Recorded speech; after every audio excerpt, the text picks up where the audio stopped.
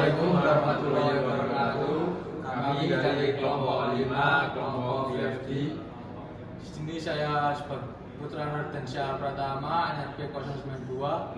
Kemudian teman saya Nur Alfandi dengan NRP 0922040091. Saya Dimas Yogi Nugroho dengan NRP 0922040074. Saya Muhammad Muhammad Ramdhani dengan NRP 0922040087.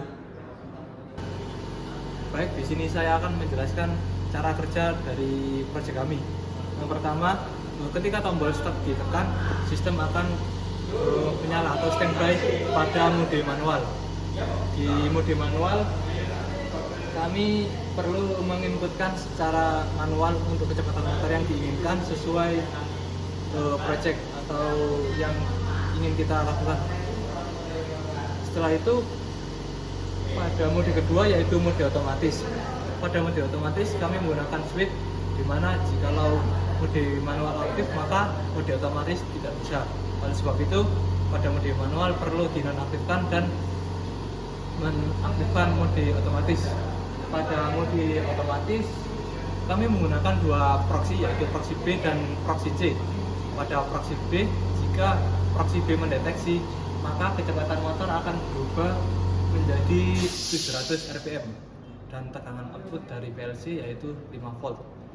Untuk proxy C, jika proxy C mendeteksi, maka kecepatan motor akan 1400, di mana tekanan output yang dikeluarkan oleh PLC yaitu 10 volt. Selanjutnya saya akan menjelaskan mengenai wiring dari project VFD ini. Yang pertama, kita memerlukan yaitu sumber 3 fase untuk menggerakkan inverter dan juga motor. Nah, nantinya sumber dari 3 fase yaitu L1, L2, dan L3 dipasang pada inputan di inverter. Urutannya juga sama, L1, L2, dan L3. Kemudian ada kabel PE atau kabel grounding untuk mencegah kebocoran arus. Kemudian dari output inverter di sini akan masuk ke motor. Sama konfigurasinya yaitu kabel U ke U dan kabel V ke V motor dan kabel W ke W motor, dan juga ada kabel PE atau kabel grounding. Selanjutnya yaitu kita akan beralih ke PLC.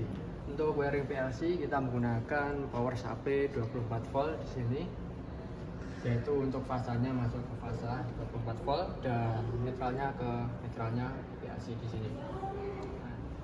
Kemudian di sini yang terhubung di PLC yaitu untuk di sini ada. Selanjutnya saya di sini akan menjelaskan mengenai wiring diagram dari project VFD di sini.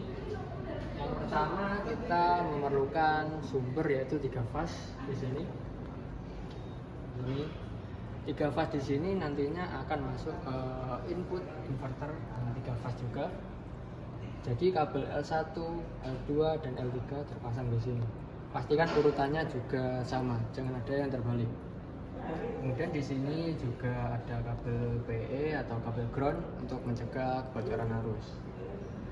Dan di output inverter juga ada yang namanya kabel 3 fase, yaitu kabel U, V, dan kabel W. Kabel ini nantinya akan dihubungkan ke motor. Di sini kabel U1, V1, dan W1. Dan untuk motor sendiri konfigurasinya yaitu di sini menggunakan konfigurasi star di sini. Selanjutnya di sini mengenai wiring diagram yaitu dari PLC. Nah, untuk PLC sendiri kita memerlukan power supply 24 volt, yaitu mengubah dari AC ke DC. Di sini power supply-nya untuk fase kita masuk ke fase, dan kemudian untuk netral kita juga masuk ke netral di sini. Dan di sini kita memerlukan untuk modul analog untuk menggerakkan motor. Di sini adalah modul analognya. Nah, di sini kita menggunakan analog output untuk mengeluarkan tegangan 0 sampai 10 volt. Di sini kita menggunakan analog output di alamat U01 di sini. Pastikan kita harus milih selektor di U01 sama. Dan ini adalah displaynya yang akan mengeluarkan tegangan. Dari analog output PLC nantinya akan terhubung ke analog input inverter di sini. Ini adalah alamat analog input inverter yang akan membaca tegangan 0 sampai 10 volt dari PLC. Dan kemudian di sini di digital output PLC yaitu di alamat 0.0 di sini juga terhubung ke inverter. Ini. Nah, di sini digunakan untuk fungsi enable atau menyalakan inverter. Dan kemudian ada power yaitu 24 volt dan netral yang terhubung ke 24 dan netralnya inverter. Nah, dan untuk koneksi ke HMI kita menggunakan kabel Ethernet di sini yang terhubung ke laptop menggunakan WinCC. Selanjutnya saya akan menjelaskan mengenai parameter apa saja yang perlu disetting untuk inverter agar dapat menggerakkan motor menggunakan analog output dari PLC.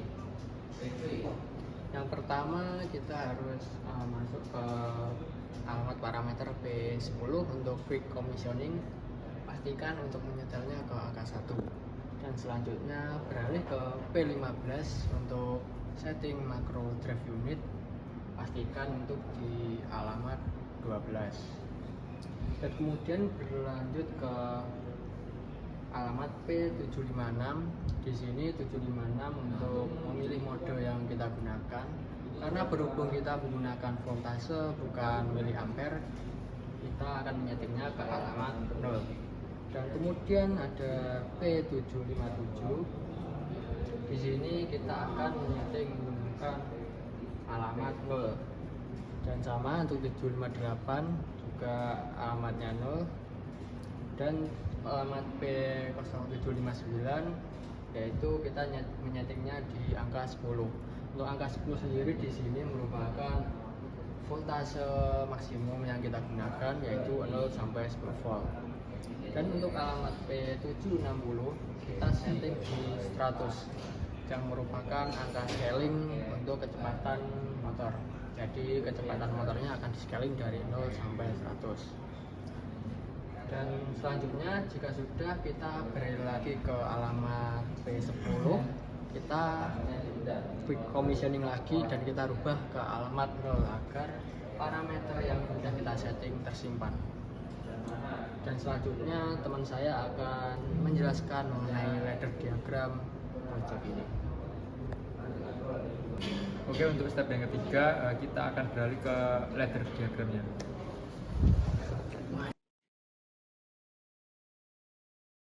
Oke, masuk untuk ladder diagram. Jadi di sini yang pertama saya memakai rangkaian sel holding dulu. Yang pertama saya kasih emergency menggunakan nama CEO sekaligus HMI-nya. Kemudian start 0.1 dan HMI-nya sekalian. Kemudian stop. Kemudian indikator inverter dan saya kasih pengunci di sini. Kemudian saya memakai move. MD12 ini nanti akan disampaikan ke bawah. Kemudian alamat QW80 untuk memberi kode ke inverter. Oke, yang network yang kedua, di sini saya tarik indikator inverter. Kemudian ada operasi otomatis. Jadi operasi otomatis di sini sebenarnya dari sini. Nah, ini.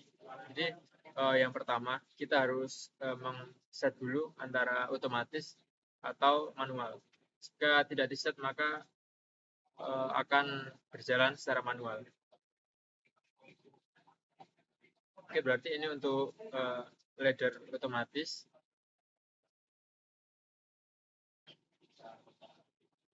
Nah, jika dipilih otomatis maka untuk posisi standby akan mendapatkan nilai 6912, kemudian akan dikirim ke persen MD4 dan dilanjutkan ke sini MD4, kemudian dilanjutkan MD12, jadi akan mengarah ke sini MD12 dan akan dilanjutkan ke QW80 untuk dilanjutkan ke inverter.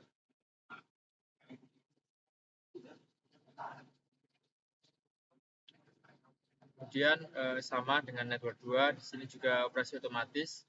Yang membedakan hanya proxinya saja. Di sini proxy B untuk speednya yaitu 700.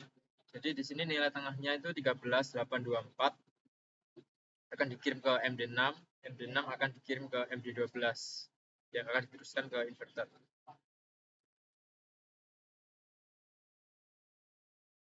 Oke, setelah itu nah untuk proxy C di sini akan mengirim nilai maksimal 27.648 diteruskan ke MD8, kemudian MD12 ke inverter. Oke, setelah itu ini untuk tadi kondisi antara manual sama otomatis. Nah, untuk network 6 ini fungsinya untuk stop yang akan mereset semua nilai. Nah, jadi di sini yang pertama untuk otomatis dahulu. Untuk ketika HMI stop ditekan, maka akan mengirim value 0, nilai 0 ke MD14 yang akan diteruskan ke MD12. Jadi ketika stop ditekan, maka nilai di sini akan 0 dan inverter akan kembali ke posisi 0. Kemudian ini untuk manual.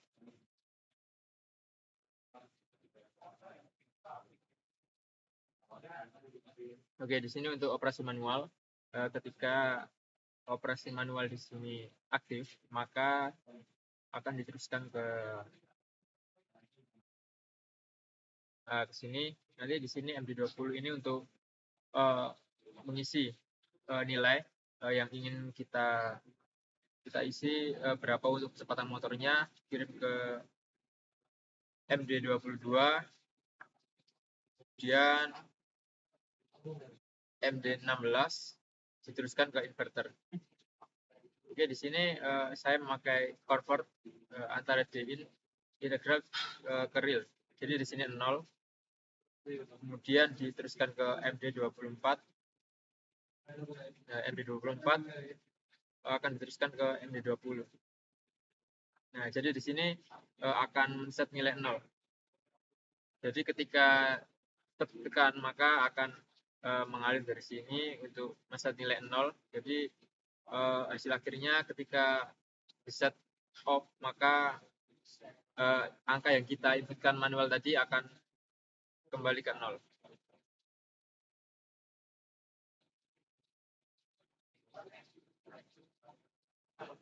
Oke, sekarang ke sini. Oh, Mbak. Ngomong yo, ini indikator inverter sing nek HMI lho, tambahan tulisan 350 itu indikator. Oh, iya. Ayo ya. Untuk network ke-8 di sini, ini untuk indikator di inverter saja. Ketika speed 350 aktif, maka akan ditampilkan di HMI kecepatan sebanyak 350. Sama halnya dengan ini. Nanti ketika ini aktif, maka JMI juga 700. Ini juga ketika ini aktif, maka JMI juga akan berubah menjadi 1400.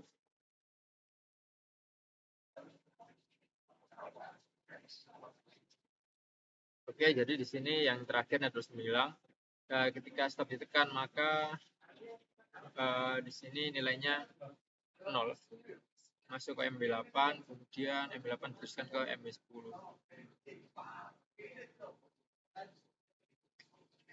Nah, ini juga ketika operasi manual, maka nilai 0 akan diteruskan ke MB8, ke MB10. Jadi di display HMI-nya akan kembali ke 0 jika kita klik stop, emergency, ataupun operasi manual. Segitu dulu untuk penjelasan dari ladder diagramnya. Kemudian untuk HMI-nya akan dijelaskan ke teman saya. Kemudian berikut ini adalah tampilan HMI dari kelompok kami. Di sini yang pertama adalah ada tombol start, kemudian ada indikator yang menandakan bahwa motor atau rangkaian telah bekerja. Ini adalah untuk indikator RPM untuk motor. Ini adalah untuk menginputkan nilai RPM yang ingin dimaksudkan. Contohnya seperti ini. 100. Kemudian motor akan bekerja seperti nilai yang telah diinputkan. Kemudian langsung kita stop. Kemudian motor akan berhenti. Kemudian ada tombol otomatis untuk merubah ke mode otomatis. Akan kita start.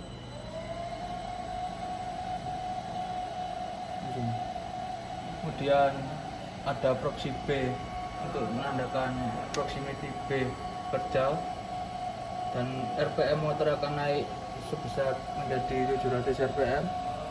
Kemudian ada proximity C yang menandakan proximity akan bekerja. Kemudian RPM motor akan naik sebesar 1400 RPM. Kemudian kita stop dan rangkaian akan berhenti.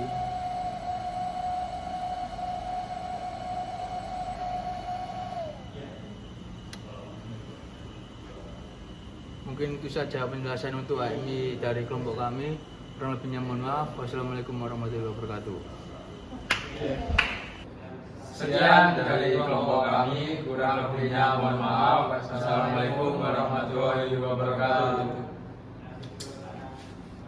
Iya aja. Ikut nggak